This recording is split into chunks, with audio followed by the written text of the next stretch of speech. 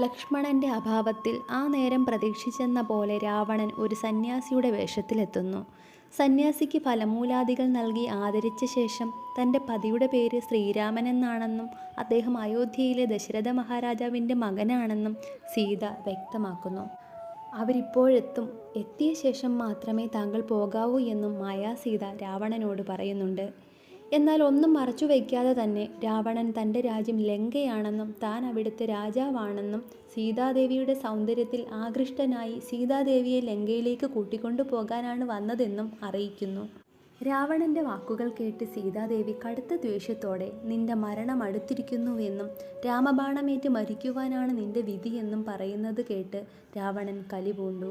ഋഷിവേഷം വെടിഞ്ഞ് 10 തലയും 20 കൈകളോടും കൂടിയ ഉഗ്രരൂപത്തെ പ്രാപിച്ചു. ആ രൂപം കണ്ട് വനം പോലും നടുങ്ങിപ്പോയി എന്നാണ് രാമായണം പറയുന്നത്. ബലപ്രയോഗത്തിലൂടെ സീതാദേവിയെ പിടിച്ച് തേരിലേറ്റി തൻ്റെ പുഷ്പക വിമാനത്തിൽ ആകാശമാർഗെ യാത്ര തുടങ്ങി. സീതാദേവി ശ്രീരാമനെയും ഭൂമിദേവിയും ഒക്കെ വിളിച്ച് ഉച്ചത്തിൽ കരയാൻ തുടങ്ങി. ജടായു സംഗമം. സീതയുടെ വിലാപം ജടായു കേൾക്കാനിടയായി. പർവ്വതത്തെ പോലെ ചിറക് വിരിച്ചു നിന്നുകൊണ്ട് ഭീമാകാരനായ ജടായു രാവണനോട് യുദ്ധം ചെയ്തു. തൻ്റെ കൊക്കുകൊണ്ടും നഖം കൊണ്ടുമൊക്കെ തന്നാലാവും വിധം രാവണനെ ഉപദ്രവിച്ചു. അശ്വങ്ങളെ കൊന്നൊടുക്കി. ചാപം മുറിച്ചു. രാവണൻ്റെ മുഖം മുറിച്ചു. രാവണൻ വശം കെട്ടു. തൻ്റെ ചന്ദ്രഹാസം എന്ന വാൾ കൊണ്ട് ജടായുവിൻ്റെ ചിറകുകൾ രണ്ടും രാവണൻ ഛേദിച്ചു. മറ്റു 2 കുതിരകളെ വരുത്തി വീണ്ടും യാത്ര തുടർന്നു.